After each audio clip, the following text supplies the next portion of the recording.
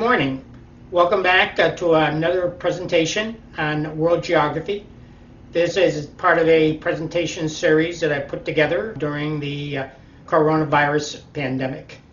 For those of you that are attending for the first time, my name is LeFort. I'm president of Business and Government Services, a consultant firm in Hamden, Massachusetts. I'm also a retired associate professor at the American International College in Springfield, Massachusetts. Today what we'll be doing is going over the questions and answers to Geography Test 17. At the end of the presentation, I will go over Geography Test 18, where I'll give you 10 additional questions on world geography. Now, developing these questions, I don't try to just focus on one region of the world, but instead the different regions of the world. Roughly, there are 6 regions that I've been talking about in recent presentations. And let me briefly go over each one of those regions before we get into the presentation today. On this chart here is a map of the world, broken up into the major regions. Region 1 is the Americas. Region 2 is Europe. Region 3 is the Russian Federation. Even though Russia is a single country, I included in the presentation because territorially speaking, it's the largest country in the world, and you can see that from this chart. The 4th region is Asia. The 5th region is Sub-Saharan Africa, all those countries in the continent of Africa below the Sahara Desert, hence its name, Sub-Saharan Africa. And the last region, Region 6, is the Middle East, which is in the northern part of Africa and also Southwest Asia. It's also referred to as the Arab world. With this introduction, now let's get into the questions and answers to Geography Test 17. Question number 1. Name the country in the northern part of Africa whose statehood is questioned by the country of Morocco. The answer is Western Sahara. It is on the United Nations list of non-governing territories. Question 2. What is meant by the international date line? Where is it located? The answer, the international date line is sort of an imaginary line that represents the separation of 2 consecutive calendar dates in the world. It was established in 1884, and it passes through the Pacific Ocean roughly 180 degrees longitude from 0 degree longitude, which is in Greenwich, England. What's interesting to know is that the international line is not the international law. It's up to each country to decide whether or not they want to recognize the date line. I'll give you an example of the date line. When you go from one part of the world to another part of the world and pass through the international date line, then the time frame changes from one day to another. I know when I went to, for example, to Vietnam back in the 1970s, I left one day, a few hours later I was in Vietnam, and the next day when I came back on one day, arrived back in the States a day earlier. And so that's what's meant by the international date line. Is generally broken up into time zones, which I'll talk about in one of the upcoming tests as to what's meant by the time zones, how many are there in the world, and which country has the largest number of time zones. And I think you can probably answer that now, realizing that Russia is the largest country territorially in the world. It has 11 time zones. Question 3. Name the 3 countries in the world that are completely surrounded by another country. They're generally referred to as an enclave in that country. Earlier in presentations, I talked about Lesotho, which is in South Africa. I talked about San Marino, I think just a couple of presentations ago, which is located in the country of Italy. And then finally you have the Vatican City, the papal site of the Roman Catholic Church. That's located in the city of Rome in Italy. These are all independent countries that coexist within the boundary of another country. Question number 4. Where is Lake Bosuntwi located? What is it famous for? The answer, Lake Bosuntwi, is located in Ghana, near Kumasi, in the Hashani region. It is located in an ancient impact crater that occurred more than 1 million years ago. 5. Name the capital of the following countries. Answers, the Ivory Coast, also called the Côte d'Ivoire, which is in Western Africa. Its capital is Yamoussoukro. Fuji is an island in the Pacific. Its capital is Suva.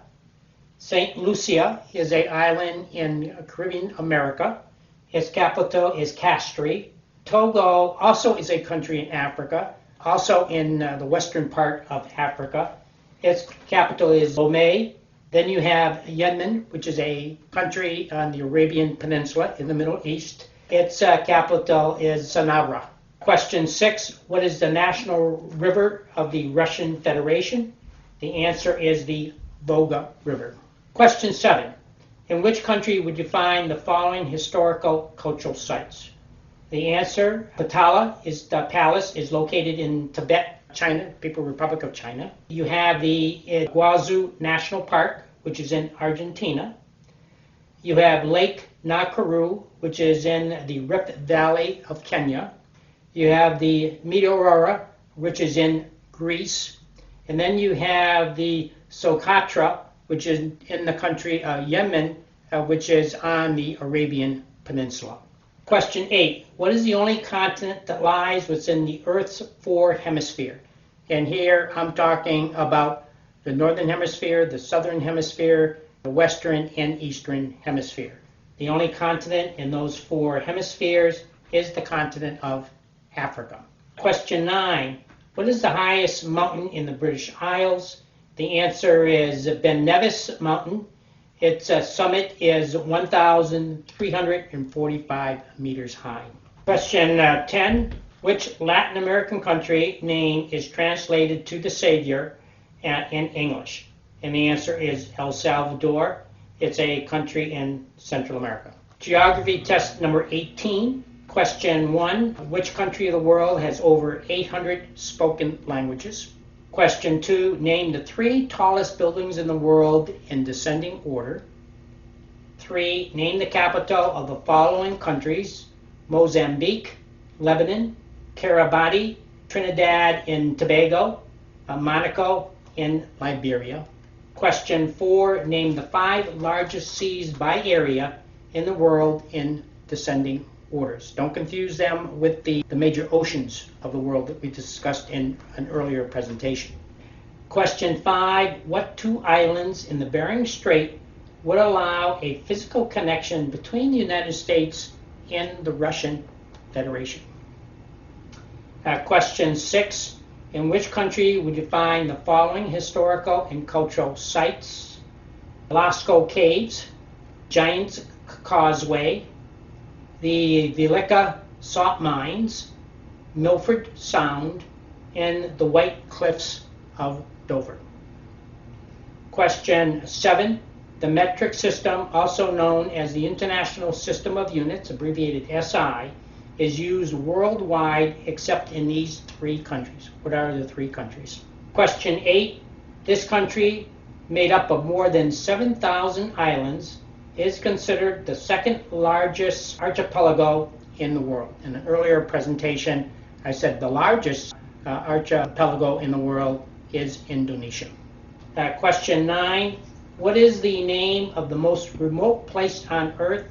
Its location is farthest away from any landmass in any direction. And question 10. What country has the largest stadium in the world? So those are the 10 questions for today's test.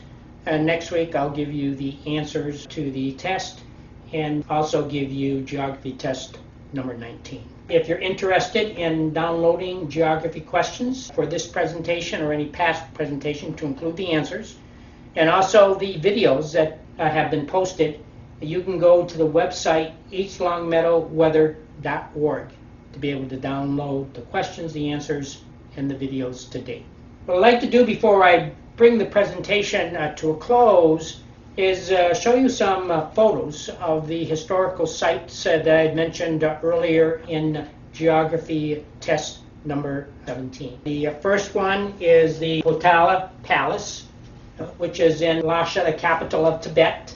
Tibet is a province within the People's Republic of China. It is considered the winter palace of the Dalai Lama for the time frame of 1649 to 1959. When China annexed Tibet, the Dalai Lama fled, and so hasn't been in the country since 1959. I believe he currently resides in the country of India. The next photo is the Guangzhou National Park, which is in Argentina. It's a national park reserve in Argentina, well known for its spectacular waterfalls. Matter of fact, in conjunction with the park, there is another national park that really just focuses on these magnificent waterfalls. I think there's close to 700 to 800 waterfalls in the park. Quite a spectacular site. Here is Lake Nakuru. It's in the Rift Valley in Kenya. It's at an elevation of 1,754 meters, which is about 5,755 feet. Is well known for its flamingo sites on the lake. It's quite a sight to behold, especially when they all take off together. And this gives you an idea of the large number of flamingos that you'll see as everyday life in this national park. This photo here is the Aurora monasteries in northern Greece. It is built in rock formations. There's a total of 6 monasteries. This is the largest one that is representative of the Eastern Orthodox religion.